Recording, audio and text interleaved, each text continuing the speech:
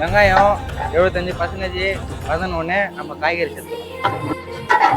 முதல்ல வெங்காயம் நல்லா வதங்கிட்டு அடுப்பு ஒன்று ஏற்றிக்கலாம். எல்லாரும் வெங்காயம் தக்காளி போட்டு பிறகு தான் காய்கறி போடுவாங்க. நாங்கள் வெங்காயம் போட்டு பிறகு போடுறோம். சாப்பிட்டு பாருங்க, மட்டன் பிரியாணி போகாடி.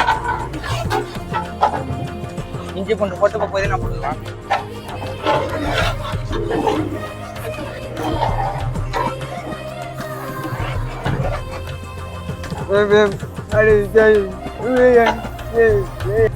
இப்போ இஞ்சி பூண்டு புதினா போட்டு வதங்கிடுச்சு. அது தக்காளி போட்டுக்கலாம். நல்லா பாருங்க, செவக்க தக்காளி போடுறோம். இந்த மசாலா வந்து நாங்கள் எங்கேயும் கடையிலாம் வாங்கல, நாங்களே தயாரிச்ச மசாலாங்க. இது எங்கள் பாய் சுவைங்க. இது ஆச்சி தனி மிளகாய் தூள் இறக்கலாம். உள்ள வெங்காயம் தக்காளி போட்டு தயிர் போட்டாச்சு. இப்போ மீன் இருக்கிற உள்ள இறக்கலாம்.